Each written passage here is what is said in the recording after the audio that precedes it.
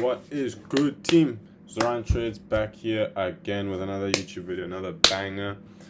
My goal with these YouTube videos is to give you guys the source that I had to go figure out the nitty gritty way myself. I remember being up. Wait, I need to fucking see myself while I do this shit. I remember being up in the days. I was like, fuck. People say draw on liquidity. What does that mean? People say inverse fair value gap. How do I know which fair value gap to wait for the inverse? I want to answer all those questions for you. So, bang. Okay, boys. Today, how do we journal our trades? Let me open the journal right now. How do we journal our trades? Okay, back.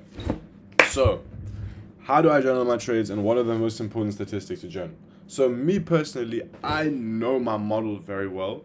For me, it's less about understanding like what the strategy is, right? Because I have a very straightforward strategy. It's more about refining which of my strategies or which of my entries with that strategy play out the best. And on top of that, keeping my mental in check. A big part of journaling your trades isn't necessarily to get the data. That's also a huge part, so you know your win rate, you know your edge. But a massive part in it actually is so that you, during your trades, are fully conscious of what it is that you're doing. If you don't journal your trades, right?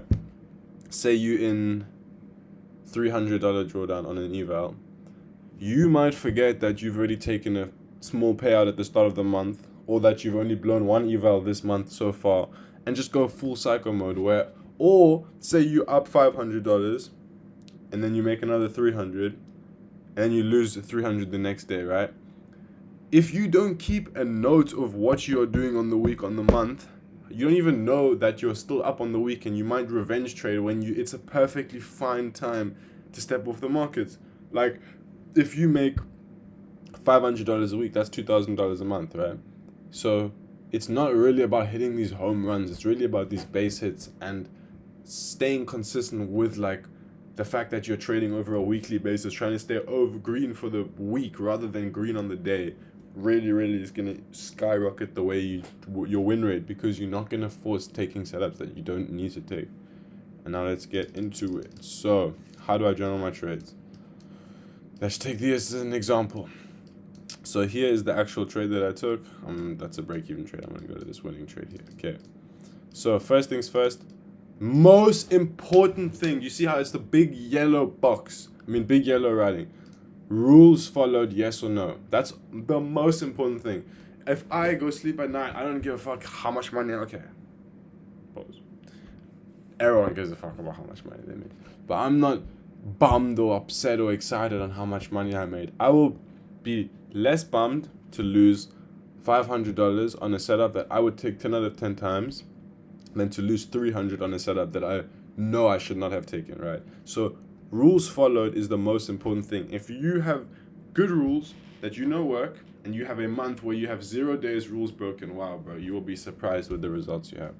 But now, let's get into it. Rules followed. First step, very important. Yes, in this case I did. And then I count at the bottom, at the end here, how many days in the month did I break my rules, etc. Days with rules broken, still have to log that for January. I think there's about 5 days or 6 days. Keep in mind I have very strict rules.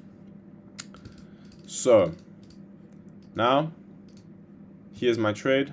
I write 4-hour FVG plus previous day low, which is the what? My PD array that I traded off of. So that's what got swept down here. And then I got a 1-minute inversion of that into an unfilled 5-minute gap. That is my exact trade that played out. So I know this is a good setup because I've seen this in my journal so many times. 4-hour FVG plus London low, 4-hour FVG plus previous day low, right? And then a clean inversion out, super solid trade. Okay. Now, yeah, I was taking out break even previously, and I'm getting. So I think this day I actually did take a second trade. I usually journal every single trade that I take, especially when I go on a little tangent. Maybe I'll take 3 trades in a day. But I think this was just an unfortunate break even where let's just see. Was taken out BE previously, and I'm getting better at not tilted. And see. Oh, I think I was talking about the previous day. But yeah, so here I journal the trade, right? Like I take a screenshot of the trade on TradingView, and then most importantly, I'm journaling my mental. You see here, was taken out BE previously, and I'm getting better at not tilting and seeing BE as a win.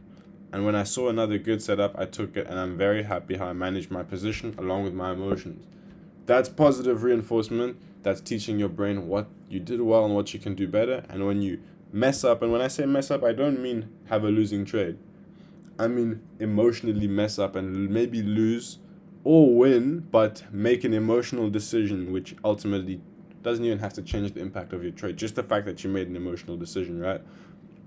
Then you can write down FOMO'd into a trade, did not get filled at a point when I was supposed to, or realized, got greedy and held long past my take profit, which resulted in me getting stopped out, break even, etc. And then your brain, when you write these things down, your brain pictures it and remembers it so much better. And then at the end of the week, I like to, along with my P&L, like to write a little note and the lesson for the week. So here, this is my P&L and this was a Tradeify eval that I bought. And the note or lesson that I learned from this week was that slow and steady wins the race, and I need to be more accepting of break-even days and getting my piece of the pie rather than comparing how much I could have made. That was because I think, MLK Day was no trade, and then this was a slow week. Second trade was break-even. Third trade was a win, and then another break-even. And I am somebody who generally struggled in the past with accepting break-evens because it's like, especially when it runs where you wanted it to go. Because then it's like, fuck, bro, are we serious? Like, check this out. This is... What kind of BE raid is that, bro? BE. And then, okay, it didn't actually go to TP, but like, bro, that's edging me by a point there. And me writing that down, when I wrote that down for the first time, it wasn't here, but it was a while ago, it already changed the way that I approached that situation so much more because I'm going into it with a whole mindset of this is a bigger picture that I'm busy building on. You know, I want to, at the end of the month, I want to have no rules broken. I want to have a good P&L at the end of the month. It doesn't matter about being green. I'm up 1,000 on the week. Why am I trying to chase my $200 loss back? You know, like when you really journal your trades and you journal the most important parts of them, that is how you ultimately turn your trading into a business, and then you start taking it more seriously. And this is basically how I journal my trades, boys. I hope this has been helpful, and I'm gonna see you boys in the next one. Back.